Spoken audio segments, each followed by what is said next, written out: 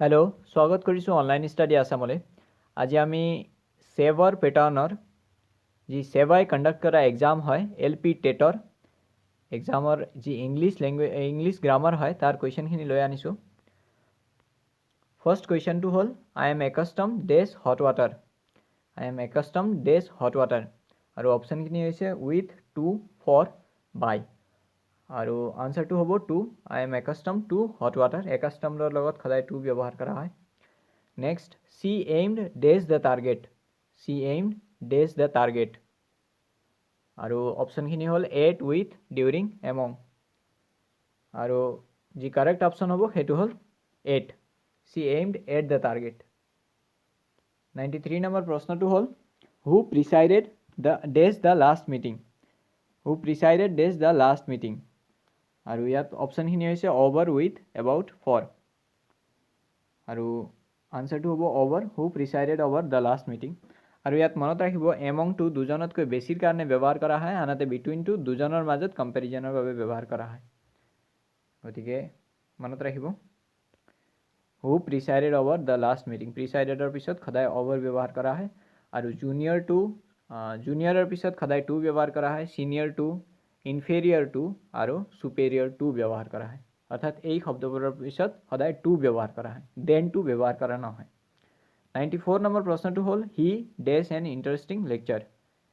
আৰু কাৰেক্ট অপশ্যনটো হ'ব হি ডেলিভাৰ্ড এন ইণ্টাৰেষ্টিং লেকচাৰ। 95 টো হ'ল আই ডেজ এ ষ্ট্ৰেঞ্জ ড্ৰিম লাষ্ট নাইট। আই ডেজ এ ষ্ট্ৰেঞ্জ ড্ৰিম লাষ্ট নাইট और অপশ্যনখিনি হ'ল চ গেভ হেৰ কেম और करेक्ट जी ऑप्शन हम हेतु हल head. I had a strange dream last night. Next 96 number प्रश्न टू हल which of the following indicates the longest pause. Which of the following indicates the longest pause और ऑप्शनखिनिर পৰা ক'ব লাগে। ऑप्शनखिनि হৈছে ডেশ कमा पेरियड हाइफेन और आंसर टू हम पेरियड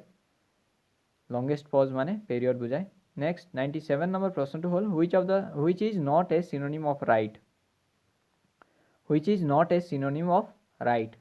राइट और सिनोनिम নহয় বুলি কৈছে और राइटर अर्थটো हल कास्टम বা रीति रिवाज যাক কয় और कास्टम বা रिचुअल्स और जी ऑप्शनखिनि हल সেইবোৰ हल कास्टम सेक्रामेंट ऑर्डिनेंस ऑब्जर्वेंस और এই চাৰিওটাই ৰাইটৰ जी समान मिनिंगটো বুজায়। এই চাৰিওটাই ৰাইটৰ সমান মিনিংবোৰ বুজায় কিন্তু অৰ্ডিনেন্সটো অকণ বেলেগ ধৰণে ইউজ কৰা হয় গতিকে অৰ্ডিনেন্স হ'ব ইয়াৰ কাৰেক্ট আনসাৰটো। গতিকে কিন্তু ৰাইটৰ যি চাৰিওটা কাস্টম সেক্ৰামেন্ট অৰ্ডিনেন্স আৰু অবজাৰভেন্সে সিনোনিম হয় ক'ব গ'লে। 98 নম্বৰ প্ৰশ্নটো হ'ল which of the following will serve as the substitute for enunciate. Which of the following will serve as the substitute for enunciate और इतना ऑप्शनखिनि আছে to state to be silent to walk off to confuse और एनाउंसिएटर अर्थটো हल express करा तो टू स्टेट हम आंसर टू। नेक्स्ट 99 नंबर प्रश्नটো हल please dash from speaking at this moment. Please dash from speaking at this moment और ऑप्शनखिनि হৈছে सस्पेंस रिफ्रेन इमेजिन फेइन और आंसर टू हम refrain. Please refrain from speaking at this moment refrain माने विरत थका और फेइन माने हल किबा दुर्घटना होवार नाटक करा। फेइन माने किबा दुर्घटना होवार नाटक करा गतिके रिफ्रेन टू हम आंसर टू। 100 नंबर प्रश्न टू हल ए डैश ऑफ क्वेल्स और ऑप्शनखिनि হৈছে ट्रेक विवाई सोल रोल और आंसर टू हम bevy a bevy of quails तेनेকৈ ए फ्लक ऑफ बर्ड्स হ'ব পাৰে গতিকে তেনেকুৱা ধৰণৰ কথা। नेक्स्ट 101 नंबर प्रश्नটো হ'ল यू स्पोक कन्विन्सिंगली। यू स्पोक कन्विन्सिंगली और identify the part of speech বুলি কৈছে। এইটো एडभार्ब হয়নে कन्विन्सिंगलीটো एडभार्ब হয়নে एडजेक्टिव হয়নে आर्टिकल হয়নে ভার্ব হয় সেইটো উলিয়াব লাগে और यार जी करेक्ट आंसर हम সেইটো হল एडभार्ब और आर्टिकल और ভার্বটো আমি নহয় বুলি ক'ব পাৰিম কিন্তু एडजेक्टिव और एडभार्बर মাজত कन्फ्यूज হয় গতিকে li থাকিলে সদায় মনত ৰাখিব হেতু এডভাৰ্ব হয় li থাকিলে জেনাৰেলি এডভাৰ্ব হোৱা দেখা যায় আগবাৰো 102 নম্বৰ প্ৰশ্নৰ ফালে we cannot come to a decision before we dash the facts correct tense দিছে আৰু sorry 102 নম্বৰ প্ৰশ্নটো থাকি গৈছে we have dash minutes to spare I'm sorry for mistake 102 number প্ৰশ্নটো হ'ল we have dash minutes to spare আৰু ইয়াৰ আনসাৰটো হ'ব a few minutes I have a few minutes to spare আৰু little বা a little বা the little টো ব্যৱহাৰ কৰা হয় আনকাউন্টেবল নাউনৰ ক্ষেত্ৰত যেনেদৰে a glass of water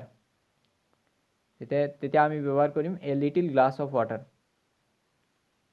তেনেকুৱা ধৰণৰ কথা হয় আনহাতে few টো ব্যৱহাৰ কৰা হয় কাউন্টেবলৰ ক্ষেত্ৰত যিবোৰক গন্তি কৰিব পাৰি গতিকে মোৰ লগত কম সময় আছে বুলি কওঁতে আৰু few টোৱে একেবাৰে নথকাক বুজায় সেইকাৰণে ইয়াত a few টো ব্যৱহাৰ কৰা হয়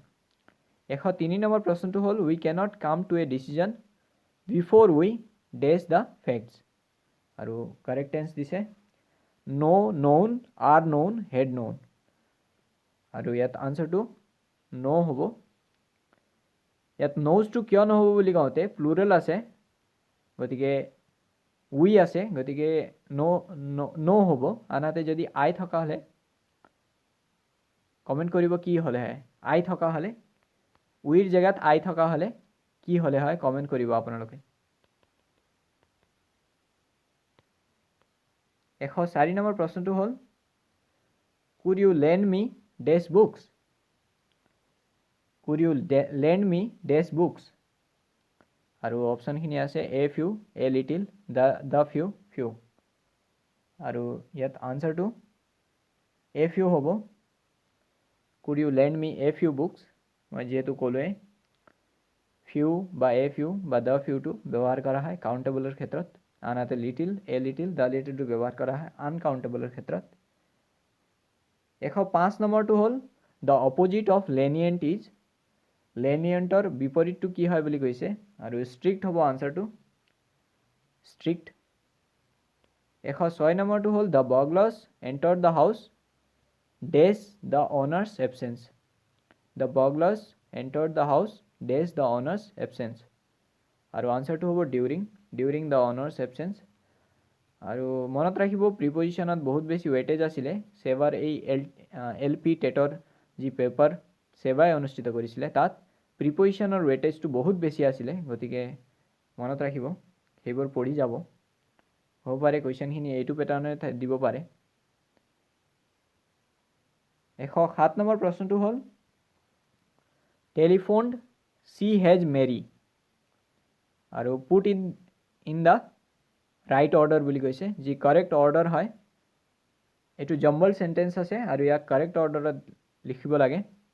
গতিকে ইয়াত আনসাৰটো হ'ব Mary has she has Mary telephoned Mary হ'ব আনসাৰটো সৰি she has telephoned Mary গতিকে ইয়াত বি নম্বৰ অপচনটো হেতু আছে she has telephoned Mary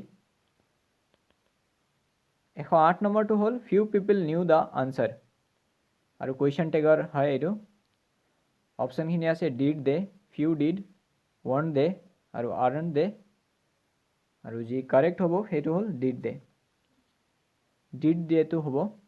few people knew the answer did they আৰু ইয়াত a few থকা হলে didn't they হ'ব a few থকা হলে a few people knew the answer থকা হলে didn't they হ'ব লাগিছিলে কাৰণ যদি এই সেন্টেন্সটো পজিটিভত থাকে তেতিয়া কোৱেশ্চন টেগটো নেগেটিভত হ'ব লাগে আনহাতে কোৱেশ্চনটো নেগেটিভত থাকিলে কোৱেশ্চন টেগটো পজিটিভত হ'ব লাগে গতিকে ফিউ টো এজ এ নেগেটিভ বুলি ধৰা যায় গতিকে ফিউৰ ক্ষেত্ৰত ডিড দে ব্যৱহাৰ কৰিব লাগিব আনহাতে যদি এ ফিউ থকা হলে হেতু আমি পজিটিভ সেন্টেন্স হিচাপে ধৰিব লাগিছিলে আৰু সেই হিচাপত ডিডন্ট দে টো ব্যৱহাৰ কৰা হয়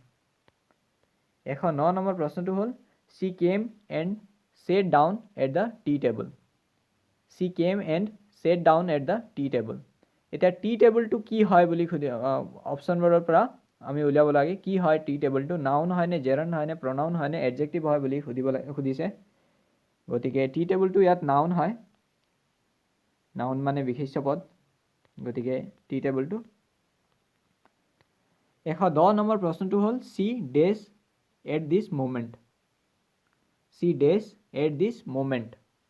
আৰু ইয়াৰ আনসাৰটো হ'ব is talking she is talking at this moment at this moment আছে যিহেতু গতিকে এই মুহূৰ্তৰ কথাটো কোৱা হৈছে গতিকে